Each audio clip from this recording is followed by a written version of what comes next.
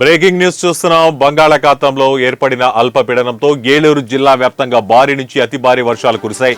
పల్లపు ప్రాంతాలు జలమయమయ్యాయి, చెరువులకు గడ్లు పడ్డాయి. అనేక చోట్ల వృక్షాలు నేల కొరిగిన పరిస్థితి. పలు చోట్ల విద్యుత్ సరఫరాకు ఆటంకం ఏర్పడింది.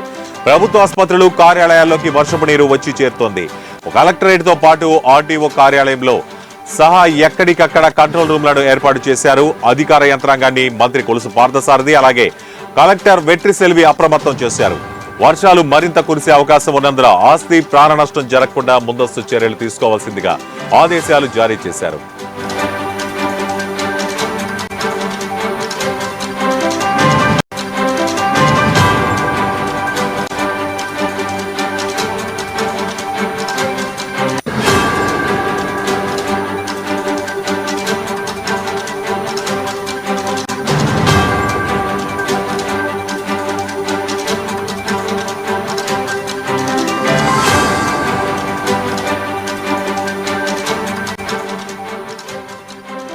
భారీ వర్షాల కారణంగా జిల్లా వ్యాప్తంగా అన్ని ప్రాంతాల్లోనూ లోతట్టు ప్రాంతాలు జలమయమయ్యాయి.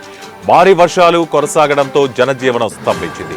నూజివీడు పట్టణంలోని పెద్ద చెరువులకు గండి పడడంతో సమీపంలో నివాస ప్రాంతాల్లోకి వరద నీరు చొచ్చుకెళ్లింది. పెద్ద సంఖ్యలో కుటుంబాలు జల దిగ్బంధానికి గురయ్యాయి. ఒక్కసారిగా వరద నీరు చొచ్చుకురావడంతో స్థానికులు బెంబేలెత్తిపోయారు. ఇంకొందరు ఇంటికి మధ్య తాళ్లు కట్టుకుని మరీ సురక్షిత ప్రాంతాలకు చేరేందుకు ప్రయత్నాలు చేశారు.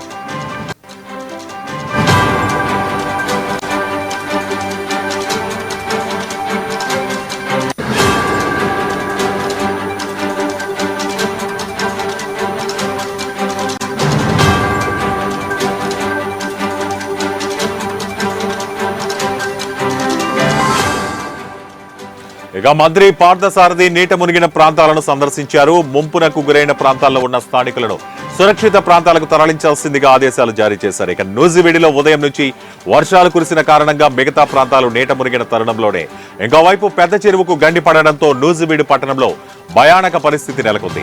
మరొక వైపు నూజివీడు సమీపాన గామిలేరు ఒడ్డున ఉన్న ఒక ప్రాంతంలో ఫంక్షన్ కు హాజరైన కొంతమంది వరద నీటిలో చిక్కుకున్నారు. వారందరినీ అధికారులు రక్షించి ఒడ్డుకు చేర్చారు. మరోవైపు మరికొన్ని చెరువులకు గండ్లు పడే అవకాశం ఉండడంతో ఇరిగేషన్ అధికారులను అప్రమత్తం చేశారు.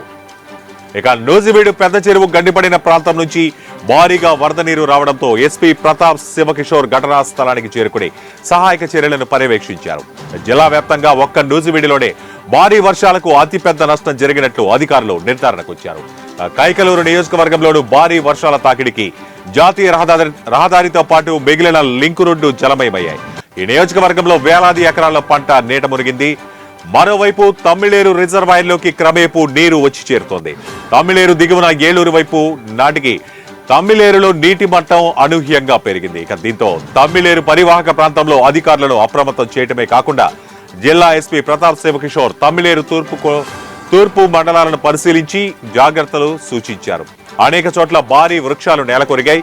ఇప్పటికే ఎడతెరిపి లేకుండా వర్షం కురుస్తుండటంతో ఏ క్షణానైనా విద్యుత్ లైన్లపై చెట్లు విరిగి పడి ఆ ప్రమాదం ఉన్నందున అప్రమత్తంగా ఉండాలని ట్రాన్స్కో ప్రజలను అప్రమత్తం చేసింది. రానున్న 2-3 రోజులు వర్షాలు కొనసాగే అవకాశాలు ఉన్నందున జాగ్రత్తలు పాటించాలని అన్ని విభాగాల అధికారులకు ఆదేశాలందాయి.